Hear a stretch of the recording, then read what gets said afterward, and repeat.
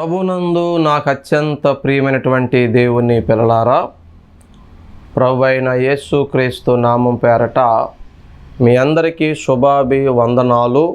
మరణాతా shalom. రెండు బిడ్డలారా, చిన్న వాక్య భాగాన్ని చదువుకుని వాక్యాన్ని ధ్యానం చేసుకుందాం. లూకా సువార్త 24వ అధ్యాయము 6వ వచనం. ఆయన ఇక్కడ లేడు, ఆయన లేచి ఉన్నాడు. చిన్న ప్రార్థన. మహోన్నతుడా, మహాగణుడా, పరిశుద్ధుడా, ప్రేమస్వరూపి, ఈరోజు కూడా నీ ప్రజలతో మీరే సూటిగా తేటగా మాట్లాడండి. ఈ దీనుడను, ఈ ఓటి కొండను వరములతో ఆత్మతో అభిషేకించి నీ పాత్రగా వాడుకోమని మా మంచి బోధకుడైన యేసు నామమున ప్రార్థిస్తున్నాను తండ్రి, ఆమేన్. ప్రియ స్నేహితులారా, దేవుని పిల్లలారా, యేసు క్రీస్తు వారి శిలువ చరిత్ర, పునరుద్ధాన చరిత్ర మీరు బాగా ధ్యానము చేస్తే, యేసయ్య జీవితాన్ని బాగా ధ్యానం చేస్తే ఎన్నో విషయాలు మనము నేర్చుకోవచ్చు. ఈరోజు ఈ వాక్యం వింటున్న మీలో సర్వము కోల్పోయిన వ్యక్తులు ఎవరైనా ఉన్నారా? ఈరోజు నాకంటూ ఏమీ లేదు, నా బ్రతుకు అంతా అయిపోయింది అనే స్థితిలో ఎవరైనా ఉన్నారా? నేను నమ్మిన వారే నా గుండెల మీద తన్నేసి వెళ్ళిపోయారండి, నన్ను ఒంటరోణ్ణి చేసేసారండి అని బాధపడుతున్నావా? నా ఇంటి వారికి నేను శత్రువునైపోయానండి అని ఏడుస్తూ ఉన్నావా? ఒకప్పుడు నా దగ్గర తిన్నవాళ్లే, నాతో ఉన్న నా స్నేహితులే ఈరోజు నమ్మక ద్రోహం చేశారండి అని బాధపడుతున్నావా? నాతో ఉంటూ నా కుటుంబాన్ని ఈరోజు నాశనము చేసేసాడండి నా చెలికాడు, నా స్నేహితుడని నువ్వు ఏడుస్తున్నావా? ప్రియమైనటువంటి దేవుని బిడ్డ, ఈరోజు నాకున్నన్ని కష్టాలు ఎవరికి లేవు, నాకే ఎందుకు ఇన్ని కష్టాలు, నాకే ఎందుకు ఇన్ని శ్రమలు అని ఏడుస్తూ మనస్సులో అనుకుంటున్నావా? యేసయ్య కష్టముతో పోలిస్తే, యేసయ్య పడిన శ్రమలతో పోలిస్తే, యేసయ్య మీద పడిన నిందలు అవమానాలతో పోలిస్తే మన శ్రమలు అసలు శ్రమలుగానే అనిపించవు. కొంచెము లోతుగా ధ్యానము చేద్దాం. ఈరోజు నా అన్నవారే నన్ను నమ్మడము లేదండి, నా మీద నా కన్నవారికే నమ్మకం లేదండి, నేను ప్రయోజకుడిని అవుతానంటే, నా బంధువులే, నా స్నేహితులే నమ్ముతాలేదండి నన్ను అనుకుంటున్నావు కదా? యేసు ప్రభు ఎంత గొప్పవాడు, ఎంత మంచివాడు, పాపము లేని పరిశుద్ధుడు. ఆయన జన్మలో పాపము లేదు, మాటలో పాపము లేదు, చూపులో పాపము లేదు. ఆయన జీవితంలో, ఆయన బ్రతుకులో, నడకలో, నడతలో ఏ విషయంలోనూ పాపము లేని పరిశుద్ధుడు, నిష్కలంకుడు, నీతిమంతుడు. ఎన్నో అద్భుతాలు చేశాడు, ఎన్నో స్వస్థత కార్యాలు చేశాడు, ఎన్నో సూచక క్రియలు చేశాడు, ఎన్నో మహత్కార్యాలు చేశాడు. కానీ ఒక్క మాట చెప్పనా, యేసు ప్రభు ఇంటి వారే నమ్మలేదు. యేసు ప్రభుకి సహోదరులు ఉన్నారు, సోదరులు కూడా ఉన్నారు, కానీ యేసు ప్రభుని ఏనాడు సపోర్ట్ చేయలేదు వాళ్ళు. యేసు ప్రభు దేవుడని వారే నమ్మలేదు, దైవ కుమారుడని వారే నమ్మలేదు. యేసు ప్రభు అంతటి వ్యక్తికే తప్పలేదండి ఇంటిలో అవమానాలు, బాధలు, ఒంటరితనము. బయట వాళ్ళు ఎన్నన్నా పడవచ్చు పాస్టర్ గారు, మన ఇంట్లో వాళ్ళైనా మనల్ని నమ్మకపోతే ఎలాగూ, మనోళ్ళే మనల్ని ప్రోత్సహించకపోతే ఎలాగూ అని బాధపడుతున్నారా? బాధపడుతున్న దైవజనులు ఉన్నారా? సేవకులారా, మీ ఇంట్లోనే మీకు విలువ లేదు కదా, మీకు బయట చాలా విలువ ఉంది. విశ్వాసులైనా సేవకులైనా మీరు ఎవరైనా కావచ్చు, బయట మీకు చాలా విలువ, బయట మీకు చాలా ఘనత, చాలా పేరు. తీరా ఇంటికాడ మాత్రం మిమ్మల్ని కూరలో కరివేపాకులో పక్కన పెట్టేస్తున్నారు కదా. కనీసం మర్యాద కూడా మీకు ఇవ్వట్లేదు కదా, కనీస గౌరవం కూడా మీకు ఇవ్వట్లేదు కదా. యేసు ప్రభువును కూడా ఇంటిలో ఎవరూ మర్యాద చేయలేదు. యేసు ప్రభు ఇంటి వారే యేసు ప్రభుని నమ్మలేదు. ఏంటండి ఇలా మాట్లాడుతున్నారు, యేసు ప్రభుకి తమ్ముళ్ళు ఉన్నారా, చెల్లెళ్ళు ఉన్నారా అంటే ఉన్నారు బిడ్డ. బైబిల్లో చూపించమంటారా? చూపిస్తాను మీకోసం, ఒక్కసారి రండి. మార్కు సువార్త 6వ అధ్యాయము 3వ వచనం చదువుతున్నాను చూడండి. ఇతడు మరియ కుమారుడు కాడా? ఇతడు యాకోబు, యోసే, యోదా, సీమోను అని వారి సహోదరుడగు.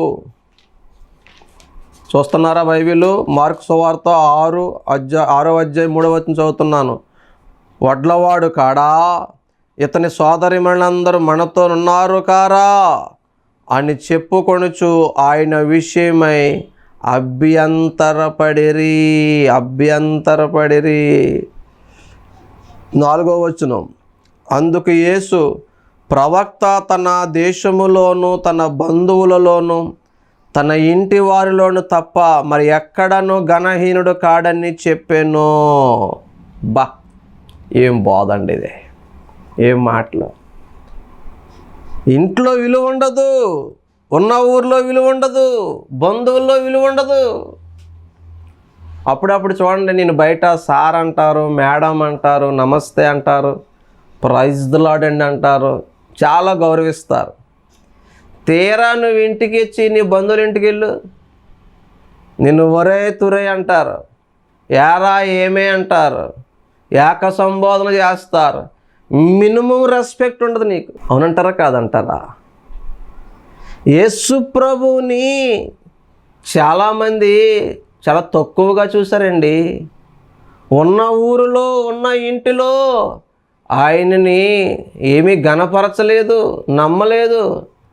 అప్పుడు యేసయ్య అన్నాడు, ప్రవక్త స్వదేశంలో సొంత ఇంట్లో ఘనత పొందడని. నిజమే దైవజనుడా, ఈరోజు నీకు ప్రపంచమంతా విలువ ఉంది. సహోదరి విశ్వాసి, నీకు నీ ఆఫీసులో విలువ ఉంది, బయట పని దగ్గర విలువ ఉంది, ఊర్లో యాండి సొంత ఇంట్లో మాత్రం యాండి తృణీకరిస్తున్నారు కదా. యేసు ప్రభుతో పోల్చుకుంటే మనం బాధపడవలసిన పని లేదు. మహానుభావుడు, మహాదేవుడు, సర్వాధికారి అయిన దేవుడు, సర్వోన్నతుడైన దేవుడు, ఇన్ని అద్భుతాలు, ఇన్ని ఆశ్చర్య కార్యాలు, మృతులను సజీవులుగా చేసిన దేవుడికే ఇంటిలో విలువ లేదు. మీకు అర్థమవుతుంది? ఈరోజు నీకు ఇంట్లో విలువ ఇవ్వడం లేదని బాధపడుతున్నావేమో. యేసయ్య జీవితం నుంచి కొన్ని పాఠాలు నేర్చుకుంటే ధైర్యపరచబడతావు. యేసయ్యకే విలువ లేదు, నీకు నాకు విలువ ఉంటుందా? బయట విలువ ఉంటుంది నీకు, ఇంటిలో లేదని బాధపడకు. నీ విలువ తెలియని వాళ్ళు నిన్ను ఒకవేళ బాధ పెడుతున్నారేమో. కొంతమందికి నీ విలువ తెలియక నీ జీవితం నుంచి వెళ్ళిపోయారేమో. నీ గొప్పతనము, నీ మంచితనము గుర్తెరగని వారు ఈ రోజు నీ నుంచి దూరం అయిపోరేమో. బాధపడుతున్నావా? ఒక మాట చెప్పనా, నీ విలువ తెలియని వారు నీ జీవితంలోంచి వెళ్ళిపోవడమే నీకు మేలు. నిన్ను గౌరవించేవాళ్ళు, నీ విలువ తెలిసిన వాళ్ళు, నిన్నుగా ప్రేమించే వారిని దేవుడిస్తాడు. అంతకు మించి ఈ లోకం నిన్ను ప్రేమించకపోయినా నా యేసయ్య నిన్ను ప్రేమిస్తాడు. నీ విలువ తెలియనోడు నీతోనే ఉండి నీ చుట్టూనే తిరిగి నీకు నష్టం కలిగించి, నిన్ను అవమానించి, నిన్ను గేలి చేయడం కంటే, నీకు నమ్మక ద్రోహం చేయడం కంటే నీ నుంచి దూరం అయిపోవడమే మేలు. యేసు ప్రభు జీవితం ఇవన్నీ ఉన్నాయండి. అవమానాలు ఉన్నాయి, ఎన్నో మాట్లాడారండి. దెయ్యం పట్టినోడా అన్నారు యేసయ్యని, వీడు బయలుజేబురా అన్నారండి, దెయ్యాలకు అధిపతిరా అన్నారండి, వీడు వడ్లవాడే కదరా అన్నారండి. అపహాస్యాలు చేశారండి. మీరు సిలువ యాగం చూస్తే ఇదిగో నువ్వు దేవుని కుమారుడు అయితే దిగిరా, నిన్ను నువ్వు రక్షించుకో. ఏళన్నా ఒరే ఈడు ఇతరులను రక్షిస్తాడు కానీ నేను రక్షించుకోలేడురా, అపహాస్యం. ఆయన మోము మీద ఉమ్మేశారు, ఆయన మొక్క మీద ఉమ్మేశారండి. నీ మొక్క మీద ఉమ్మేశారా? నువ్వు మాటలు పడుతున్నందుకే, నలిగిపోతున్నందుకే ఎంత బాధపడుతున్నావు. మరి దేవుడు ముఖం మీదే ఉమ్మేశారు. ఆయన పడిన అవమానంతో పోల్చుకుంటే మన అవమానాలు కూడా ఒక అవమానమేనా బిడ్డ? ఆయన పడిన శ్రమలతో పోల్చుకుంటే నీ శ్రమలు శ్రమలేనా? ఆయన గాయాలతో పోల్చుకుంటే నీ గాయాలు కూడా ఒక గాయాలేనా? ఒక్కసారి ఆలోచించు. నీ చేతుల్లో మేకులు కొట్టారా? నీ కాళ్ళల్లో మేకులు ఉన్నాయా? నీ ప్రక్కలో బల్లె పోటుందా? నీ వస్త్రాలు లాగేశారా? నీ మొక్క మీద ఉమ్మేశారా? నిన్ను వీధులంటే ఈడ్చుకెళ్ళారా? నిన్ను సిలువకి దిగగొట్టారా? లేదు.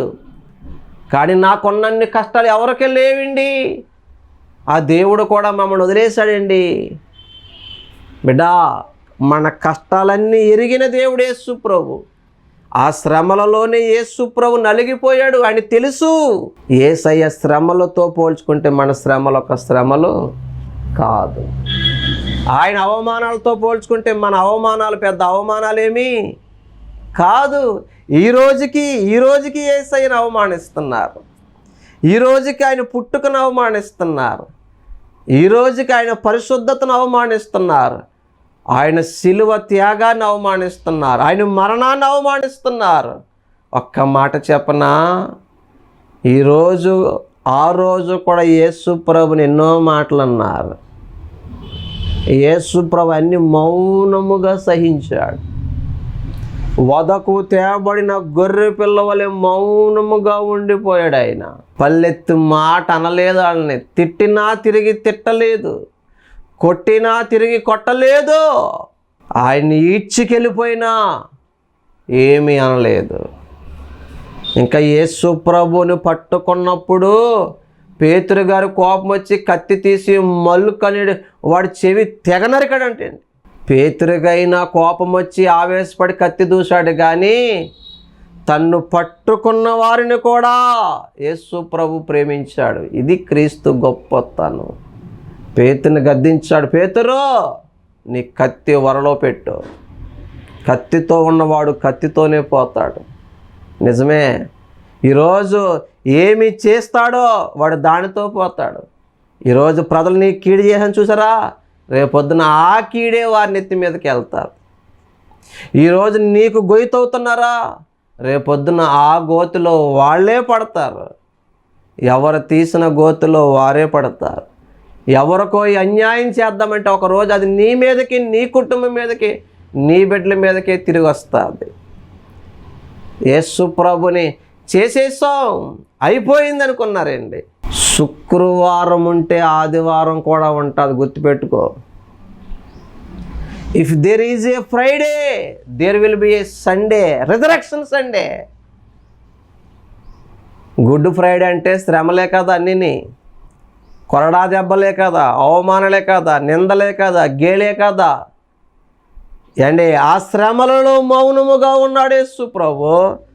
వాళ్ళు అంతా అయిపోయింది, గాయపరిచేసాం, బాధ పెట్టేసాం, బంధించేసాం, సమాధి చేసేసామని సంతోషము వాళ్ళకి ఎంతో కాలం నిలబడలేదు. మరొక్కసారి దేవుడు తన శక్తిని కనబరిచాడు. మరణం ఆయన బంధించలేకపోయింది, సమాధి ఆయన ఆపలేకపోయింది. అర్థమవుతుందా? శత్రువులు, రోమా సైనికులు ముద్రలు ఆయన ఆపలేకపోయాయి. బిడ్డ, ఏందో మనం చదువుకున్నాం రండి, లోకాసు వార్త 24:6 ఆయన ఇక్కడ లేడు, ఆయన లేచి ఉన్నాడు. పాటలు కూడా పాడతాం కదా, లేచినాడురా సమాధి గెలచినాడురా యేసు. ఈరోజు నీ జీవితంలో కూడా శ్రమలనే శుక్రవారం ఉంటే రాసి పెట్టుకో. యాండి పునరుద్ధానం అనే ఆదివారం అని వెలుగు దినం నీలోకి వస్తుంది. ఇప్పుడు గాయాలు పటాపంచలు అయిపోయినాయి, బాధలు పటాపంచలు అయిపోయినాయి, మేకులు లేవేమీ లేవేక. పునరుద్ధాన శక్తితో, పునరుద్ధాన దేహముతో, మహిమతో తిరిగి లేచాడు. యేసు ప్రభుని చంపేశామని చంకలు గుద్దుకున్నవారు, అబద్ధ సాక్ష్యాలు చెప్పినోళ్ళు, అవమానించినోళ్ళు, గాయపరిచినోళ్ళు ఏమైపోయారు? వారి ప్రయత్నాలు ఏమైపోయాయి? ఏమాయేనో ఏమాయేనో అపవాది యత్నాలు ఏమాయేనో. బిడా, ఈరోజు యేసయ్యకి వ్యతిరేకంగా ఎన్నో ప్రయత్నాలు చేస్తారు. ఇంకా ఆయన సమాధిలో బంధించేసాం, అయిపోయింది యేసయ్య చరిత్ర, వదిలిపోయింది అతని గొడవ అనుకున్నారేమని. పిచ్చోళ్ళు, అమాయకులు. మూసిన సమాధి మూసి ఉండగానే ఆయన బయటకు వచ్చేసాడు. చాలామంది అనుకుంటున్నారు యేసు ప్రభువే రాయి దొర్లించుకుని ఆ రాయి దొర్లించిన తర్వాత దేవుడు బయటకు వచ్చాడు. లేదు లేదు, పునరుద్ధాన దేహంతో ఉన్నవాడికి గోడలడ్డు కాదు, రాయి అడ్డు కాదు, బండ అడ్డు కాదు. ఆయన ఎవరు ఆపలేరండి. సమాధి గెల్ల చిన్న జయ యేసు, సమాధిని గెలిచాడు ఆయన. సమాధి ఆయన ఆపలేకపోయింది. మరణము గెల్ల చిన్న జయ యేసు, మరణాన్ని గెలిచాడు. ఈ ప్రపంచంలో ఎంతోమంది మేధావులు, చక్రవర్తులు, రాజులు, ధనవంతులు, బలవంతులు, సినీ స్టార్స్, స్పోర్ట్స్ మ్యాన్స్, ఎంతో గొప్పోడుము, అవతారం ఎత్తిన పురుషులమని చెప్పుకున్న వారు సైతం మరణానికి గులాము కొట్టి సలాము కొట్టి సమాధి దొడ్డులో పడుకుని ఉన్నారు. కప్పెడితే మట్టి అయిపోయారు, కాలిస్తే బూడిదైపోయారు. ఈ రోజుకి వారు తిరిగి లేవలేదు, బ్రతకలేదు, మరణాన్ని గెలవలేదు. కానీ ఈరోజు ప్రపంచంలో ఒకే ఒక్కడు మరణాన్ని గెలిచినవాడు, సమాధిని గెలిచినవాడు, చావునే చంపి చావుకే చావుని చూపించి మృత్యుంజయుడే తిరిగి లేచిన ఏకైక దేవుడు నేను ప్రకటిస్తున్న నజరేయుడైన యేసు మాత్రమే. దేవునికి స్తోత్ర. ఏమైపోయాయి? అబద్ధ సాక్ష్యాలు, ప్రయత్నాలు, దొంగ ప్రయత్నాలు, మోస ప్రయత్నాలు, అబద్ధ సాక్ష్యాలు. 5 కోట్లు తిప్పారండి యేసు ప్రభుని, ఎక్కడా నేరం రుజువు కాలేదు. పిలాతే అన్నాడు, ఈయన యందు నాకు ఏ దోషము కనబడతలేదు. బిడ్డ, నీ జీవితంలో చెప్పు, ఇప్పుడు చెప్పు. యేసు ప్రభు కన్నా ఎక్కువ మంది ఉన్నారని నీకు శత్రువులు? యేసు ప్రభులా నేను ఎవరైనా సిలువ కొట్టారా? నీ మొక్క మీద ఉమ్మేశారా? నీ వస్త్రాలు లాగేశారా? అందరూ ఒకటే నీ మీద అబద్ధ సాక్ష్యాలు పలికారా? అంత లేవు కానివ్వండి. నా జీవితంలో కూడా చాలా శ్రమలు ఉంటాయి. అయితే రాసి పెట్టుకో, శ్రమలనే శుక్రవారం నీ జీవితంలో ఉంటే మహిమకరమైన పునరుద్ధానమైనటువంటి ఆదివారం అనే వెలుగు దినము, మహిమకరమైన దినము యేసు ప్రభు జీవితంలో ఉన్నట్టు నీ జీవితంలో కూడా ఈ శ్రమలన్నీ నా దేవుడు తొలగించి నీకు కూడా గొప్ప కార్యం చేస్తాడు. యేసు ప్రభుని బంధించేసామనుకున్నారండి. కొంతమందికి డౌట్ వచ్చి బండ అడ్డు పెట్టి రోమా ప్రభుత్వం ద్వారా అధికారం తెచ్చుకుని సైనికులను కాపలా పెట్టి సంఖ్యలతో కట్టి ముద్రేశారు.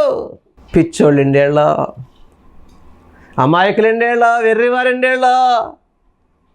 ఈ సృష్టికర్తని, రాజాది రాజుని ఈ సంఖ్యలు బంధించగలవా? ఈ రాజాది రాజుని బండ బంధించగలదా? సమాధి బంధించగలదా? మరణమా నీ విజయం ఎక్కడా? మరణమా నీ ముళ్ళు ఎక్కడని మరణం ముందు శవాలు విసిరిన వాడు యేసు ప్రభు. బండ పెట్టేస్తే ఆగిపోద్ది అనుకున్నారు. ఓ మాట చెప్పనా, బండ తొలగించిన తర్వాత యేసు ప్రభు బయటికి రాలే. బండ అలా ఉండగానే, అడ్డు బండ, రాతి బండ, అడ్డు బండ ఉండగానే పునరుద్ధాన దేహంతో బయటకు వచ్చేసాడు. శిష్యులు గదిలో ఉన్నప్పుడు వేసిన తలుపులు వేసినట్టే ఉన్నాయి, మూసిన కిటికీలు మూసినట్టే ఉన్నాయి. ఆయన లోపలికి వెళ్ళిపోయాడు. ఏది ఆపగలదు ఆయన్ని? మరి బండ ఎప్పుడు తొలగించారంటే, చాలామంది వెళ్ళారు కదా, శిష్యులు ఆళ్ళాలు వెళ్ళారు. ఇంకా శవం అక్కడే ఉందేమో, సుగంధ ద్రవ్యాలు పోద్దాము అని ఏదో మర్యాదలు చేద్దామని వెళ్ళారు అక్కడికి.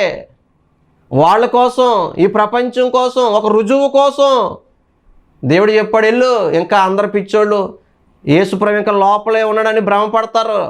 ఇదిగో దూత వెళ్ళి ఆ రాయిని పొర్లించమంటే అప్పటికే యేసుప్రభు తిరిగి లేచిపోయాడు. ఆ రాయి పొర్లించింది దూత. తీరా లోపలికి వెళ్ళి చూస్తే అక్కడ ఆయన లేడు. ఇక్కడ అదే చదివాం, చదవండి మరలా. లోకాసువార్త 24:6. ఆయన ఇక్కడ లేడు, ఆయన లేచి ఉన్నాడు. ఆయన ఇంకా గలిలయలో ఉండినప్పుడు వెళ్ళిపోయాడు. ఆయన ముందే చెప్పాడండి. మనిషి కుమారుని బంధిస్తారు, కొడతారు, అవమానాలు పాడు చేస్తారు, సిలువేస్తారు, అయినప్పటికీ 3వ దినం లేస్తారని ముందు చెప్పినట్టే, తను చెప్పినట్టే తిరిగి లేచాడు. ఈ బండని దేవదూత తొలగించింది వీళ్ళు చూస్తారని రుజువు కోసం. లోపలికి వెళ్ళి చూస్తే అక్కడ యేసయ్య లేడు. అందుకే రాశారు పాట, లేచినాడురా సమాధి గెలచినాడురా యేసు. బిడ్డా, మన దేవుడు జయశీలుడండి, జయరాజు. జయ జయ యేసు, జయ యేసు, జయ జయ క్రీస్తు, జయ క్రీస్తు. మన దేవుడు, మన అన్న, మన తండ్రి సజీవుడండి, మృత్యుంజయుడండి.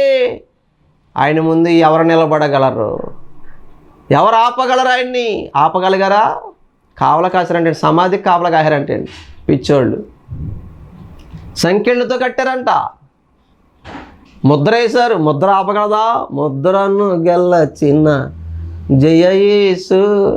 ఆయన ముందు ఏది నిలబడద్దండి? బండను గెలచిన జయ యేసు. బండ ఆపుతుందా?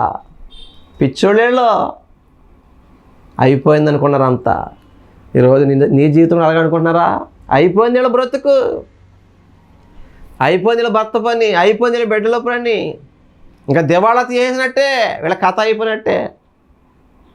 చీకటి కమ్మేసిన రోజులా, శ్రమల రోజులా, బాధలా, తిప్పలా, అప్పులా, నిందలా, అవమానాలా, ఇంతే అనుకుంటున్నావా? లేదు లేదు లేదు.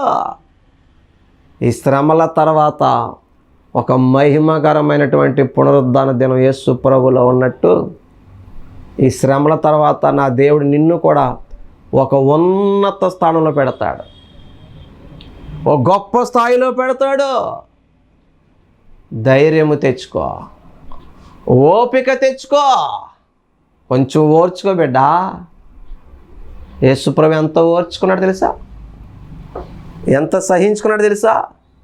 తిట్టినా తిట్టలేదండి, కొట్టినా కొట్టలేదు. చూడండి యెషయా గ్రంథం దగ్గర రెండోసారి, యెషయా గ్రంథము 53వ అధ్యాయం 7వ వచనం చదువుతున్నాను చూడండి. అతడు దౌర్జన్యము నొందెను, బాధింపబడినను అతడు నోరు తెరవలేదు. వదకు తేబడు గొర్రె పిల్లయు, బొచ్చు కత్తిరించు వాని ఎదుట గొర్రెయు మౌనముగా నుండినట్లు అతడు నోరు తెరవలేదు. బిడ్డా, యేసు ప్రభుని ఎన్ని మాటలు అన్నారు. పిలాతు అంటాడు, నువ్వు మాట్లాడవా? వీడు నీ మీద ఎన్నెన్నో నేరాలు మోపుతున్నారో, నువ్వు మాట్లాడు, నిన్ను విడిపించడానికి, శిక్షించడానికి అధికారం ఉంది. అయినా ఆయన మాట్లాడలేదండి. ఇన్ని మాట్లాడినా మాట్లాడుతున్నది ఏంటి? వీళ్ళందరూ నువ్వు రాజువా అంటున్నారు. నువ్వు రాజువా? Yes, I am the king. నువ్వు అన్నట్టే నేను రాజునే.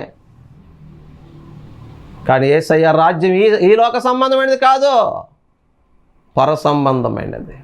ప్రియమైన దేవుని బిడ్డలారా, యేసయ్య మౌనముగా ఉన్నాడు, సహించుకున్నాడు. ఈరోజు నిన్నెన్నో మాట్లాడుతున్నారా? నీ జీవితంలో కూడా దౌర్జన్యాలు చేస్తున్నారా? అవమానిస్తున్నారా? గాయపరుస్తున్నారా? నిందిస్తున్నారా? వేధిస్తున్నారా? అపహాస్యం చేస్తున్నారా? గేలి చేస్తున్నారా? ఇవన్నీ యేసయ్య జీవితంలో ఉన్నాయి. మౌనముగా సహించాడు. అండి, ఒక్కరోజు గడిచింది శనివారం, ఆదివారం తెల్లవారుజాముకి మబ్బు తొలగిపోయింది, చీకట్లు తొలగిపోయినాయి, మరణ ఛాయలు పోయాయి. మరణాన్ని గెలిచి మృత్యుంజయుడే మహిమ దేహముతో, పునరుద్ధాన దేహముతో తిరిగి వచ్చేసాడు ఆయన. తొలగిపోయింది చీకటి, ఆశ్చర్యపోయింది ప్రపంచం. ఈరోజుకి ఆయన సమాధి సజీవ సాక్ష్యంగా ఉంది. ఈ ప్రపంచంలో తెరవబడిన సమాధి అంటే ఎవరిదైనా ఉందంటే ఒకే ఒక్కడిది, యేసు ప్రభు. ఖాళీ సమాధి ఎవరిదైనా ఉందంటే అది యేసు ప్రభుది మాత్రమే. ఆయన ఇక్కడ లేడు, లేచి ఉన్నాడు. ఆయన గెలిచినవాడు, లేచినవాడు. కాబట్టి ప్రియమైన దేవుని బిడ్డలారా, యేసయ్య పడినన్ని శ్రమలు మనం పడలేదు. అయినప్పటికీ ఈరోజు నువ్వు శ్రమలలో ఉన్నావేమో, ఒకరోజు నీ జీవితంలో కూడా మహిమకరమైన దినాన్ని దేవుడు ఇవ్వబోతున్నాడు. నీ జీవితాన్ని కూడా వెలుగుగా మార్చబోతున్నాడు. నీ జీవితంలో ఈ అవమానాలు, నిందలు తొలగించబోతున్నాడు. ఏ ఊర్లో యేసు ప్రభు నమ్మలేదో, ఏ సైనికులు అపహాస్యం చేశారో, ఏ ఇంటోళ్ళు యేసు ప్రభు నమ్మలేదో, పునరుద్ధరణ తిరిగి లేచిన తర్వాత ఇంట్లో వాళ్ళు నమ్మారు, ఊర్లో వాళ్ళు నమ్మారు, ఆయన పొడిచిన రోమా సైనికులు కూడా నమ్మారు. తర్వాత వాళ్ళే సాక్ష్యం ఇచ్చారు, ఇతడు మనుష్యుడు కాదు, దైవ కుమారుడు, దేవుడు. కాబట్టి ఇతను చనిపోయినప్పుడు సూర్యుడు చీకటి కమ్మేస్తాడు, ప్రకృతుల శక్తులన్నీ కదిలించబడిపోయినాయి, సమాధులు తెరవబడిపోయాయి. ఇది మనిషి చచ్చిపోతే జరిగే పని కాదు అని చెప్పి వాళ్ళే సాక్ష్యం ఇచ్చారు. నువ్వు కొంచెం ఓర్చుకోగలిగితే ఒకరోజు నీ గురించి తప్పుగా మాట్లాడిన నోరులే, నిందించిన నోళ్ళే, గాయపరిచిన నోళ్ళే, అపహాస్యము చేసిన నోళ్ళే ఒకరోజు కొనియాడిలాగా నా దేవుడు చేస్తాడు. ఆ నోళ్ళని దేవుడే ముయిస్తాడు. వాడు సిగ్గుపడి తలదించుకునేలాగా నిన్ను, నీ బిడ్డల్ని, నీ కుటుంబాన్ని దేవుడు తలపైకెత్తుతాడు. ఆయనకి సాధ్యమే, ఆయనకు సాధ్యమే.